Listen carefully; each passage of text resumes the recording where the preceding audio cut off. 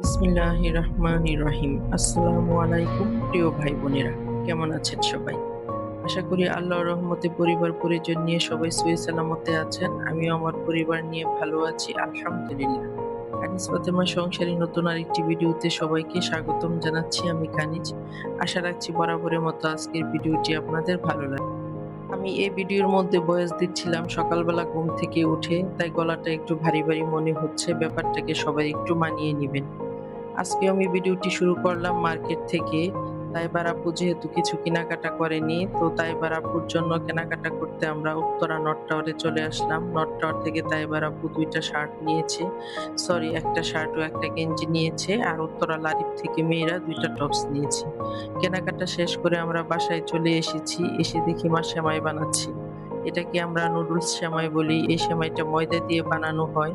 ময়দাটাকে প্রথমে হালকা কুসুম গরম লবণ পানি দিয়ে গুলিয়ে একটা ডো তৈরি করা হয়। তারপর একজনে বসে এই মেশিনটার হ্যান্ডেলটা ঘুরায়, আর মা এখানে ময়দার ডোটা মেশিনের ভিতর হালকা প্রেস করে মেশিনের ভিতর ডোটুকু দেয়। দেওয়ার পরে যেরকম নিচে দিয়ে লম্বা লাসি লাসি সেমাই বের হয়। এই সেমাইয়ের মেশিনটা মা রুমের মধ্যে সেট করে বিছানার কাছে সেমাইগুলো বানিয়ে বানিয়ে বিছানার উপরে ফ্যানের নিচে দেওয়া হয়। তারপর কিছুটা ফ্যানের বাতাসে শক্ত শুকনা হলে এগুলা বলের মধ্যে তুলে বারান্দার মধ্যে রৌদ্রে দেয়। এই যে দেখেন সেমাইগুলো নিচে দিয়ে পড়তেছে আর কত সুন্দর লাগতেছে, একটা আরেকটার সাথে লাগে না। এই মেশিনের মধ্যে ৩ রকমের চালুন আছে, মোটা, চিকন ও মাঝারি। যার যেটা দিয়ে ইচ্ছা সেটা দিয়ে বানাতে পারে। সেমাইগুলো বিছানা থেকে তুলে বারান্দার মধ্যে শুকাতে দিয়েছে, আর এটা শুকাতে বেশি রৌদ্রের প্রয়োজন হয় না। হালকা হালকা রোদ বাতাস থাকলেই সেমাইটা শুকিয়ে যায়। সেমাই বানানির এই মেশিনটা হচ্ছে পিতলের তৈরি একটা মেশিন। কার কার বাসায় এরকম মেশিন দিয়ে সেমাই বানান আমাকে কমেন্টে জানাতে পারেন। এখন পর্যন্ত যেসব ভাই বোনেরা আমার ভিডিওর সঙ্গে আছেন তাদেরকে একটা রিকোয়েস্ট করছি, প্লিজ ভিডিওটিতে একটি লাইক দিয়ে ভিডিওটি দেখা শুরু করবেন। অনেকেই আছে ভিডিও দেখে কিন্তু লাইক দেয় না, লাইক দিতে ভুলে যায়।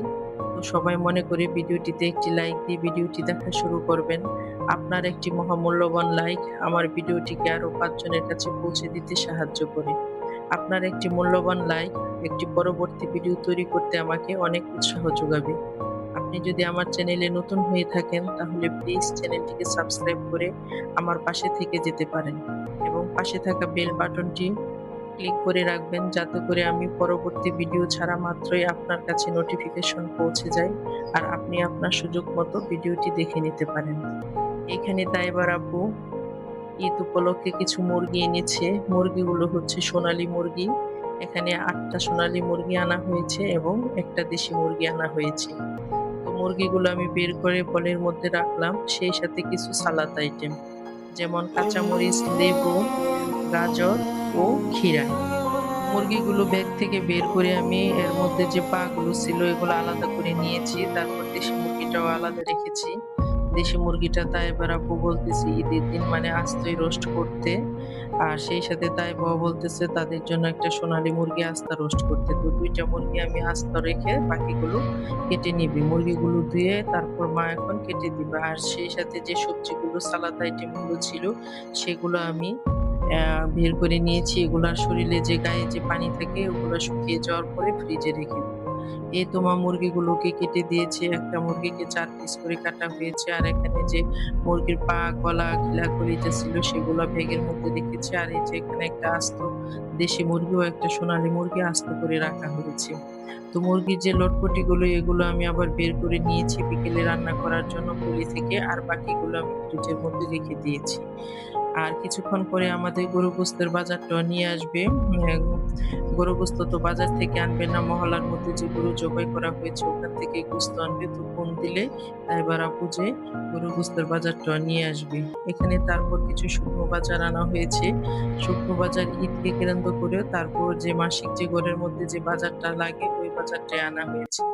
কিছু সেমাই এনেছি, আর এবার সেমাইয়ের প্যাকেটগুলা এত মানে ভিতরে সেমাই কম, চিপসের প্যাকেটের মতো। চিপসের প্যাকেট যেরকম ফোলা থাকে ভিতরে চিপস কম থাকে, এবারে বনফল সেমাইগুলো এরকম করেছে। সেমাইয়ের পরিমাণ খুবই অল্প, ভিতরে শুধু মানে হাওয়া ভরে দিয়েছে সেমাইয়ের প্যাকেট বড় দেখা যাওয়ার জন্য। তারপর এর মধ্যে আমি আরেকটা সেমাইয়ের প্যাকেট এনেছি। ওই প্যাকেটটা আমার এখানে দেখাতে ভুলে গিয়েছি। আর বাকি বাজারগুলো আমি গুছিয়ে নিতেছি।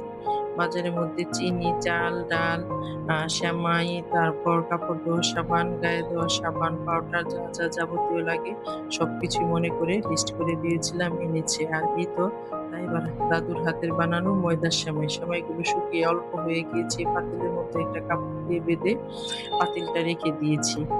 তো আমাদের ঈদের বাজার মোটামুটি শেষ। এখানে শুধু নারিকেল আনা বাকি রয়েছে। আর নারিকেল বেশি আনাবো না, কারণ ছেলেমেয়েরা সেমাইয়ের মধ্যে নারিকেল দিলে খেতে চায় না।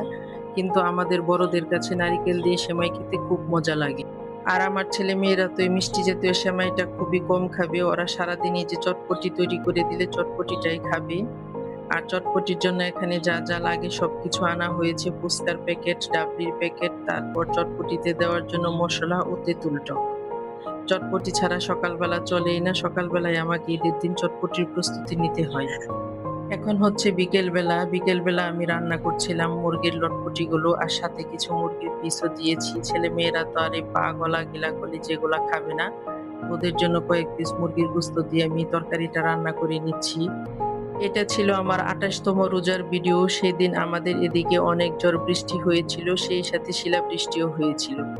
এখন দেখে মনে হচ্ছে যে আমি রাতের বেলা রান্না করছি, কিন্তু এটা আমার দিনের বেলা রান্নার অংশ। পুরো আকাশ কালো মেঘে ঢাকা পড়েছিল, সেই সাথে ঝড় তুফান ও মুষলধারে বৃষ্টি হচ্ছিল। এখন ইফতারের সময় হয়ে গিয়েছে। আমাদের প্রতিবেশীর ঘর থেকে ইফতার এসেছে। এখানে ৩ প্যাকেট বিরিয়ানি এসেছিল। তারপর আমি ছোলা ভুনা করে নিয়েছিলাম, আর মুড়ি মাখানোর জন্য পেঁয়াজ, কাঁচামরিচ ও টমেটো কেটে নিয়েছি। আর এই যে এখানে আরেক রুম থেকে খিচুড়ি দিয়ে গিয়েছে, তারপর একটু ভাজা পোড়া, আর সেই সাথে ঘরে তরমুজ ছিল, এগুলা কেটে নিয়েছি। এসব দিয়ে আজকে আমরা ইফতার করেছিলাম। তো ইফতারের অনেকক্ষণ পরে আবার ক্যামেরাটা অন করলাম। ভিডিওর ১ম এ দেখেছিলেন যে আমরা আবার মার্কেটে গিয়েছি। তো মার্কেট থেকে কি এনেছিলাম তা এখন আপনাদের সাথে শেয়ার করব। ১ম এ এই যে মেয়ের একটা টপস, গত ভিডিওতে দেখিয়েছিলাম যে মেয়েদের টপস কিনা বাকি ছিল, ওরা নাকি টপস কিনবে। তো ২ মেয়ে ২ টা টপস কিনতে গিয়েছে। বড় মেয়ে যে সাদা টপসটা নিয়েছে, আর ছোট মেয়ে একটা টপস নিতে চেয়েছিল, কিন্তু ওইটা আমার ভালো লাগেনি দামের তুলনায়। তো ওকে একটু বুলিয়ে বালিয়ে একটা ফ্রক কিনে দিয়েছি, যেটা টপস থেকে খুব সুন্দর হবে। আর এই যে এখানে তাইবার আব্বুর জন্য, মানে বাড়ির কর্তা সাহেবের মার্কেট, এখানে একটা গেঞ্জি ছিল আর একটা শার্ট ছিল। আর আমি যখন দর্জির ঘরে জামা কাপড় বানাতে যাই, তখন তো ছোট মেয়ে আমার সাথে যাই, যে একটা করে নতুন জামা কাপড় বানিয়ে নিয়ে আসি দর্জির ঘর থেকে। এই যে লাল আরেকটা জামা দেখা যাচ্ছে, এটাও কিন্তু আমি ঈদের সময় কাপড় বানাতে গিয়েছিলাম তখন বানিয়ে এনেছি। আর এই হচ্ছে বড় মেয়ের টপসটা। বড় মেয়ে কিন্তু যেটা পছন্দ করেছে ওইটাই নিয়েছে। ও তো মানে ওর চয়েস মতোই কিনে। এই কাপড়টা ওর হাতে ধরে অনেক ভালো লেগেছে, আরামপ্রিয়। তো ও এই কাপড়টাই নিয়েছে, এই কাপড়ের এই টপসটাই নিয়েছে। আর এই যে ছোট মেয়ে লাল ফ্রকটা নিয়েছে। ১ম যে ভিডিও আমি আপলোড করেছিলাম তখন আপনারা অনেকেই কমেন্টে বলেছেন যে, "আপু আপনার ছোট মেয়ের শপিং গুলো ভালো হয়েছে।"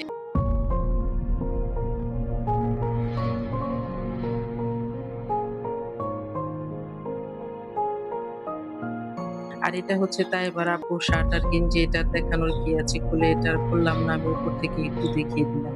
সেই সাথে এই যে মেয়েদের আরো কিছু কসমেটিকের মধ্যে মানে যা যা লাগে, লাল জামার সাথে লাল ক্লিপ, আরেকজনে নিয়েছে সাদা জামার সাথে সাদা ক্লিপ, মেহেদি, চুড়ি, ফিতা, চুলের ব্যান্ড, টুকটাক কিছু অর্নামেন্টস, আংটি, হাতের ব্রেসলাইট, তারপর গলার চেইন, এসব। আর উত্তরা লারিফ সেন্টার থেকে কেনাকাটা করতে গেলে 10% করে ব্যাট দিয়ে কেনাকাটা করতে হয়। আর আমার বড় মেয়ে তো উত্তরা লারিফের কাপড়-চাপড়ই বেশি পছন্দ করে।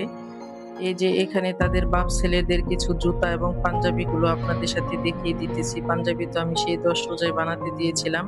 এগুলো ২০ রোজার পরে ২৪ রোজার পরে দিয়েছে বানিয়ে। এই যে এখানে পাঞ্জাবি, পায়জামা তাদের ২ বাবা ছেলের জন্য, আর এই তো ২ জনের জন্য ২ জোড়া জুতা। আমি আপনাদের সাথে শপিং গুলো দেখাচ্ছি, আর ছোট মেয়ে পেছন দিক দিয়ে নাইরা কাটিং জামাটা পরে আপনাদের সাথে দেখাচ্ছি। এখন কি আর নাইরা কাটিং জামা কেউ পরে? ওর মর্জি মতো বানিয়েছে, দেখা যাক কয়দিন পরে। এটা হচ্ছে পরের দিনে সকালবেলার ভিডিওর অংশটুকু। তো ঈদের জন্য আমাদের এখানে গরুর গোস্ত আনা হয়েছে। তো তাইবার আব্বু আর তাইবার দাদি বসে আছে, আমাকে বলতেছে গোস্তটা ঢেলে দেখাতে। গোস্তের মধ্যে বেশ পরিমাণ চর্বি আছে। তো গোস্তের ভিতর চবড়ি দেখে তাইবার আব্বু কসাইটাকে ফোন দিয়েছে, বলতেছে যে আমি ফ্রেশ গোস্ত কিনেছি, কিন্তু ফ্রেশ গোস্তের ভিতরে এত চবড়ি কেন? তো কসাইটা বলতেছে ভুল হয়ে গেছে মামা, চবড়িটা কাউকে দিয়ে পাঠিয়ে দেন, আমি আবার চেঞ্জ করে দিতেছি। চবড়িগুলো চেঞ্জ করে আবার ফ্রেশ গোস্ত আনা হয়েছে। তো গোস্তটাকে আমি ৩ ভাগ করে নিয়েছি। এই যে পাতিলের মধ্যে গোস্ত রেখেছি, এটা ঈদের দিন রান্না করার জন্য, আর ঈদের দিনের জন্য বেশি করে গোস্ত রেখেছি, আর ২ টা ভাগ রেখেছি পরে খাওয়ার জন্য। আজকের মতো বিদায় নিচ্ছি। আল্লাহ হাফেজ।